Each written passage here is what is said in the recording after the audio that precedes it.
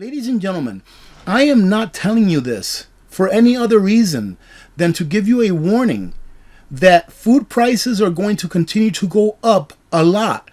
I'm talking about next year. I see food prices doubling.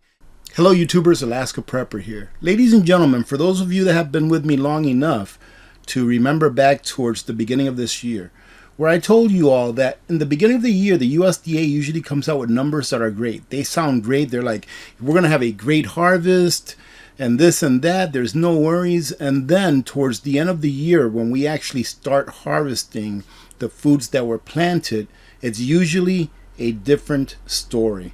Now listen to this. This should be of concern to everyone because the numbers that I'm seeing here are very, very bad. I'm talking about carryovers, how much carryover we will have to feed us into the next year should something go wrong. Global grain stocks near worrying decade low. I'm not going to read this entire article. I will leave the links for them so that you can revisit them if you like. Here it says, it had been hoped that the resumption of grain exports from the Big U country would improve crop availability. But shipments have been too few and drought threatens harvest around the world, reports Reuters. The world's buffer stock, which is like the carryover, this is the world's carryover. The world's buffer stocks of corn will be enough for just 80 days worth of consumption by the end of the 2022 and 2023 year or crop year. What does that mean, ladies and gentlemen? That means that if something drastic happens where we cannot have a harvest next year, there will be 80 days or so worth of corn. And that's in line with other grains as well. Well, China's not going to have that problem because they have about a year's worth of grains, some maybe even more than a year's worth of grains. Right now they're holding to more than half of the world's grain supply right now.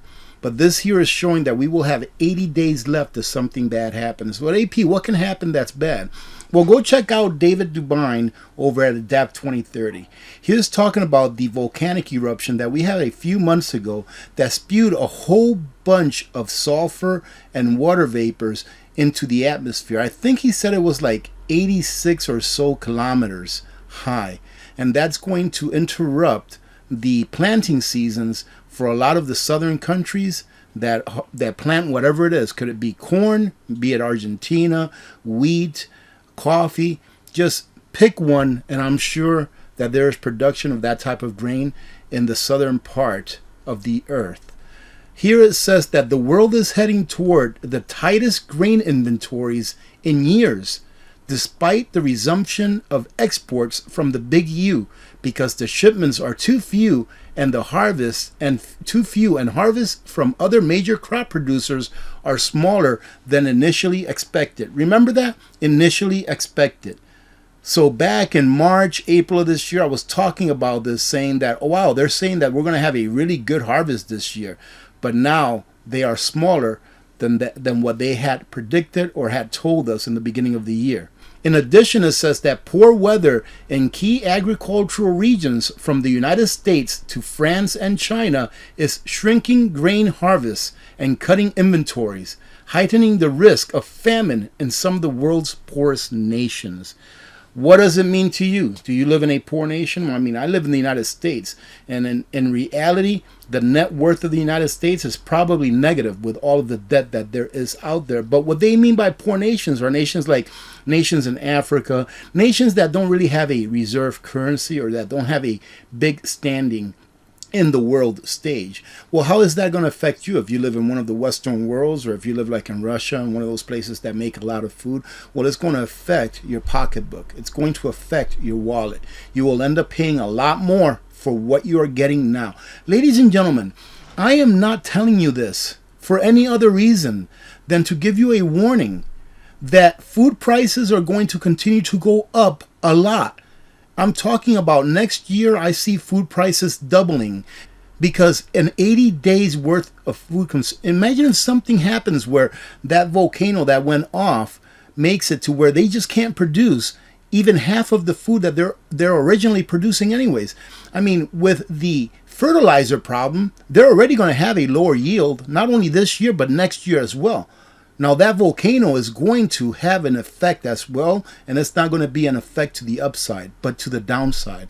So please prepare yourselves. Get what you need now. All of that money in the bank is not going to do you any good if you cannot get food with it, and if it is devalued so much because the prices of everything go up so high that you can only get a fraction of what you could have gotten today. They say by the end of 2022-2023 crop year, the world's buffer stock of corn will be enough for just 80 days worth of consumption, down 28% from 5 years ago, and the lowest level since 2010-2011. Remember what happened 2010-2011? I believe it was called the Arab Springs, where a lot of Eastern nations and nations in general were rioting because the food costs had gone up so much. Well, guess what? They're doing that now. They're protesting and rioting now because of the cost of food. Now imagine going into next year, what's going to happen. I've stated that people are going to starve. Right now, the World Food Program, they are taking food away from people that are hungry to give it to people that are starving, that are on the edge of dying. And that is going to multiply next year.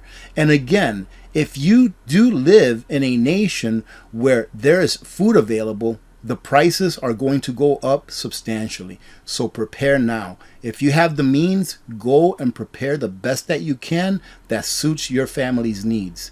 If you don't have the means, slow and steady does win the race. Look for sales. Save a little bit of money on the side. That way, if there's a sale, you can take advantage of it. Get a second job if you need to in order to get prepared for what's coming.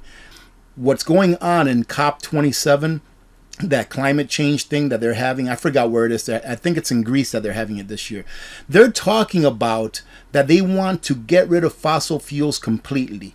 Do you know what that means? In my opinion, that means in code that they want to eradicate half or more of the human population on this earth. If we get rid of fossil fuels completely, more than half of the world's population, if not more, will cease to exist. Because we need fuel in order to get food. We need fertilizer. How do you get that? Fuel. Right, ladies and gentlemen? We need tractors to be able to grow and harvest things in big amounts. Right? Not just in your back garden. We need fuel. Everything that revolves around our everyday lives takes fuel. And they're talking about getting rid of it. It doesn't sound to me like they care too much about the people that they're supposedly trying to save, when in fact they themselves are still going to be in their jets and they're still going to be consuming just as much energy as they are now, if not more, while the world is consuming an awful lot less and pretty much dying off because of a lack of fuel. So don't fall for the rhetoric. We've talked about rising input costs before, not only for farmers but for ranchers as well. This here says rising input costs may overwhelm cattle prices. Well, guess what, ladies and gentlemen? That's going to be good for the rancher. They're going to get more money, and they should. Ranchers and farmers have been duped for so many decades that they should get a fair price for what they are growing and selling to people to eat. However, what does that mean to you? It means that beef is going to be a luxury. To you, the average person out there, when they get done with this, beef and chicken and turkey and all that kind of stuff will be a luxury, something that you have once in a while because you can't afford to get it otherwise. And that's all in the plan for this net zero that's supposed to happen by 2050, and also their AG 2030, if you know what I mean. Here it says that drought-induced herd reductions and increasing production costs threaten to spoil brighter beef market for producers. Beef prices are up. So is the availability of feed, combined with tighter margins for packers and the dwindling inventory of North American cattle. So do you understand why beef prices are up? Because there's less cattle, right? And if there's less cattle now, then what do you think is going to happen for next year's prices as well? They're going to continue to go up. that should have the market trajectory heading in the right direction. Again, they're talking about making profit here, and I'm not against ranchers making profit. They should. But scratch the surface of the market and things aren't necessarily as rosy as they might appear. And I'll finish it off with this. We're going to see a lot of liquidation of cows, he said. That's drought induced. And even though the market is higher, that's not enough. So they're saying that even though they're going to liquidate more cattle because they can't afford to keep them because of their input costs and because of the drought, the market is still going to stay high. So expect to pay a lot more for your meat going into next year. There are food companies that are already saying, hey, we've already got 25% price increases into our foods going into next year. It's already planned. It's already there. So imagine how much higher it's going to be than 25% when we have actual shortages. Not necessarily where you live, in the county where you live, but worldwide. We have a worldwide market. So if there's more demand for it from other nations, other countries that couldn't produce enough of it for themselves, that demand is going to come here also. And what I mean by here is whatever country you live in, that demand is going to be there also, because we have a world economy and it is going to affect the prices that you pay at the store. Stock up now. Easy fix. Now I wanted to show you this really quick because when economists are telling you to get food, you probably should listen.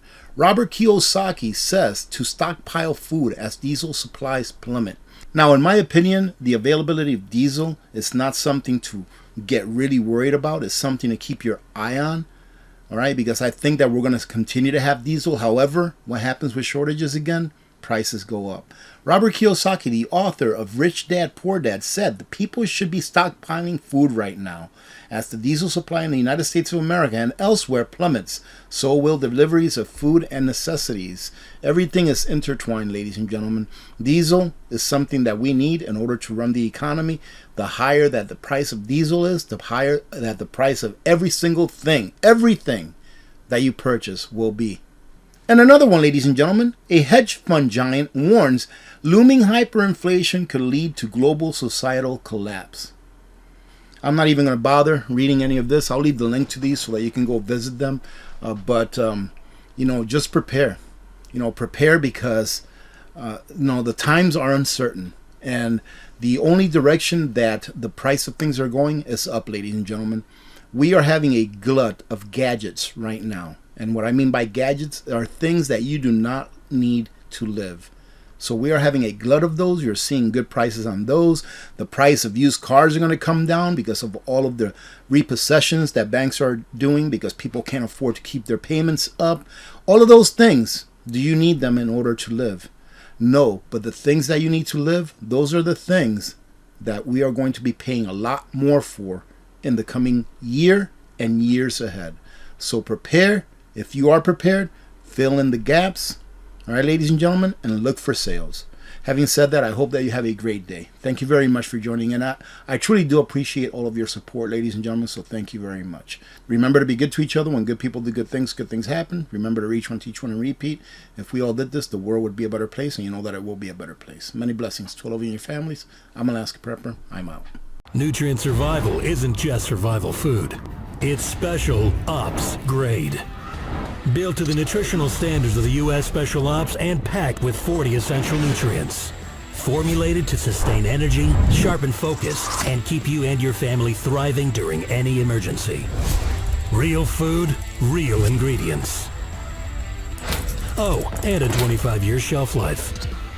Our meals will kick your taste buds in the mouth and have them coming back for dessert. Yeah, we've got that too. So whether you're digging in or bugging out, you don't just survive an emergency situation, you thrive in it. Nutrient Survival. Feed your freedom.